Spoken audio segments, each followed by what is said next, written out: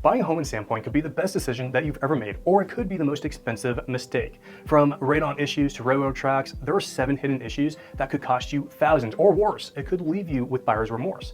Go ahead and stick around as I break it all down so that way you can make the smartest and best decision for you and your family. I'm Ben Geanetta, a real estate professional right here in Sandpoint, and I'm helping people just like you buy, sell, and relocate to North Idaho. And if you want to schedule directly my calendar to discuss this video or any other video, go ahead and do so down below in the description. First, let's talk about the railroad tracks because we are a train town after all, Sandpoint that is. And you didn't know that? We are a train town. Whether you go to downtown Sandpoint, you're going to see and hear trains. If you go north, south, east, west of town, you're going to see trains and you're going to be stopped by trains. It's just the way of life up here. And yes, can it get annoying at times? Yeah, but it's not like I'm getting stopped every single day. And when I do, 30 seconds, a minute, it's not that long. What really sucks is when they have to stop to let another train go by, or they're disconnecting cars and reconnecting them. That's when it can take a long time. But the good news is there's always a way around the trains. And here's the thing, I love trains, I love the sound, I think it's soothing. A lot of people, they think it's nostalgic. Yeah, we may have a lot of trains, they may be blowing the horn, but it's not all that bad. You just need to know where the crossings are because they're going to blow the horns almost at every crossing. And if you're close to that crossing, yeah, it could be really loud to where the point where you're outside and you have to stop your conversation because it's just too loud with that horn going. Even inside, like holy cow, the house is right here on the tracks, right next to where they blow the horn, and it's waking me up every single time.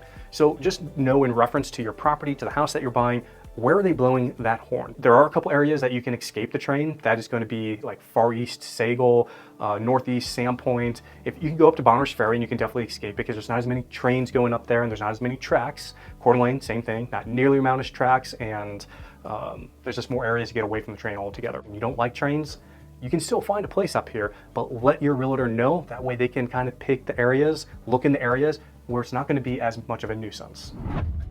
All right, let's move on to number 2, and we are talking about radon and testing for radon. So first of all, what is radon? Well, it's a gas that is naturally produced and it comes out of the ground, and you cannot test for radon when you're building a brand new house, structure, shop, anything like that, because once radon hits the air and starts dispersing, and when it's open ground, there's nothing to contain it, it's harmful. It doesn't do anything to you. But as soon as you build a house, a structure, anything like that on top of the ground, and that gas is coming out of the earth and it's now being contained basically by a bubble, and it starts accumulating, that's when it becomes harmful to humans. Good news is, if you buy a house and it has elevated levels, most of the time the sellers are going to take care of it, because if that contract falls apart, now they are obligated under law to notify the next buyer of this adverse material fact. And what that is when you know something about a piece of property that's going to affect it, whether good or bad. So they're in this weird position of like, well, I don't want to take care of it, but I'm going to have to disclose it. And that buyer's probably going to ask for it anyways. Fine, I'll go ahead and I'll fix it. The good news for homeowners is that it's not that expensive to take care of. Make sure that your real estate agent puts it in there as a secondary inspection. There's a machine, very sensitive, very high tech, and it runs for 2 days. So depending on when your inspector can get out there and set up the machine, let it run for 2 days, you may run out of time in your primary inspection. So if you make it a secondary inspection, that's typically 10 business days. You have plenty of time to get the machine out there, read it, and then put in a request if it's elevated. So just make sure that your real estate agent is putting that in as a secondary inspection if you're buying a house.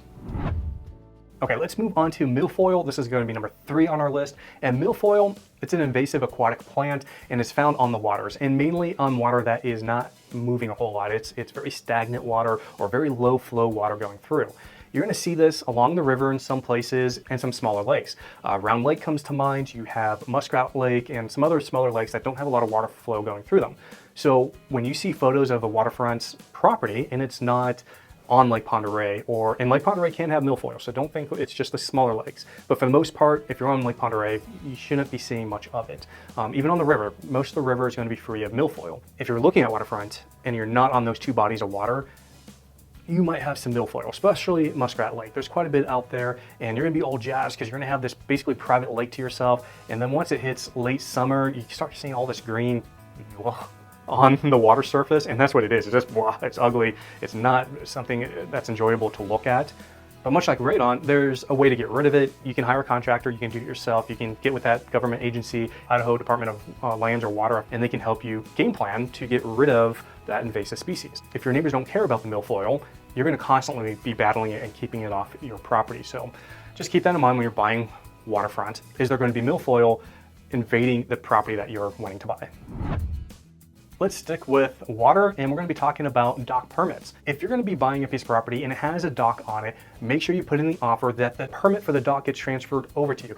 Your real estate agent should know that, but just double check that that's in the offer. And what you want to do is you want to get your hands on that permit and you want to look it over. You want to make sure that what the dock in its current state matches that permit.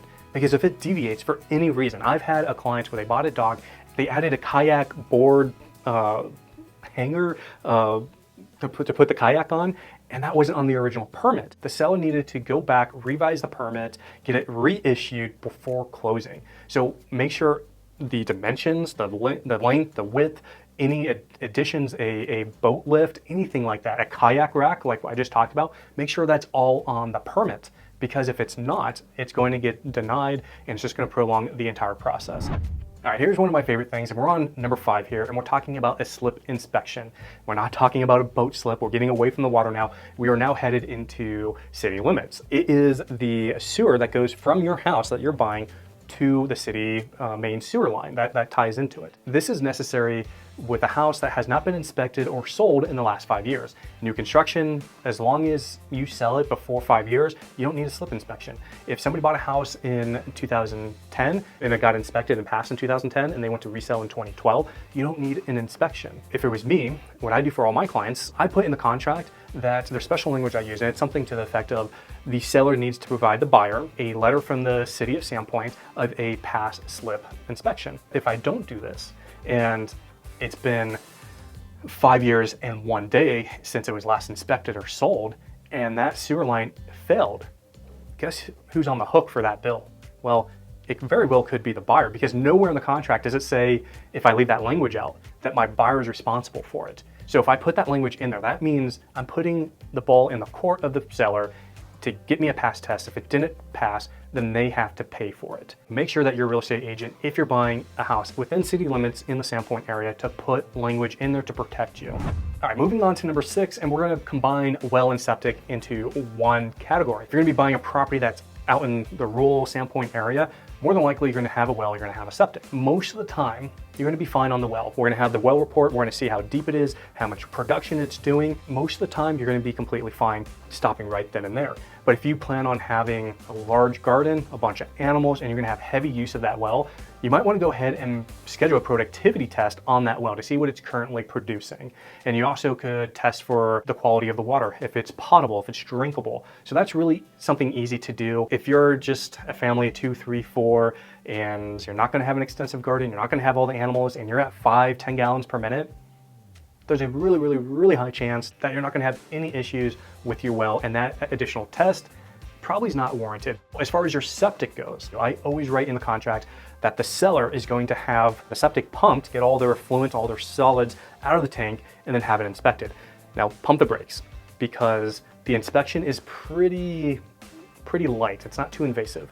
After it gets pumped, the company's going to stick their head in the septic tank, and they're going to do a visual inspection. They're going to make sure there's no cracks, it's not failing, it's not caving in, and they're going to take a guesstimate on the size of the tank. And that's pretty much it. If you want to have the lines, the leach lines that are going out to the drain field inspected, you're going to have to ask for that. They're going to get a camera and they're going to go down the different lines and see if there's any caving in or any issues with those leach lines. So again, that's something you have to ask additional for. All right, let's move on to our number 7 on the list, and we're gonna be talking about zoning and restrictions. So a lot of people, they come up here and they have these grand ideas, especially when they're buying property, of what they wanna do with it. I wanna have 20 acres, and I have a couple kids, so I'm gonna break it up, or hey, I wanna have a bike course on my property and the public can come and use it, or whatever it is. You might have these grand ideas, but the zoning may prohibit you from actually doing that. So you need to go beyond of just, what is the zoning? Oh, it's Rule 5. Well, great, let me look up what Rule 5 means, and can I do what I want to do with it? Can I have the large animals, or can I not?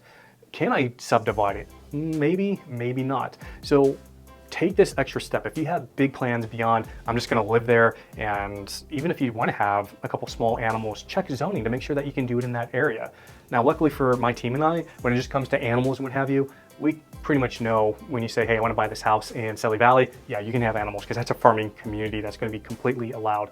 But if you want to get into something a little bit more in-depth, unusual, unique, get with your real estate agent. You and your agent look at the zoning laws, talk to the city, talk to the county really, and see if you can actually do what you want to do. Because the last thing that you want is buying that piece of property, start going through the motions, your neighbors are taking notice, they're gonna raise stink, they're gonna notify the county, and now the county's reaching out to you, and now you have all this red tape, you've learned that you can't do what you wanna do, and you gotta sell, or you gotta change your plans, and maybe changing those plans isn't what you wanted to do. So really important to look at the zoning law, or not, yeah, I guess the zoning laws, and see if you can do what you want to do.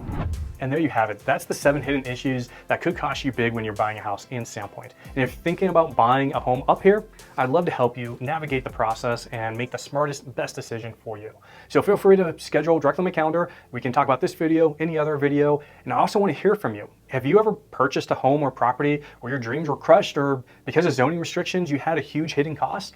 Let me know.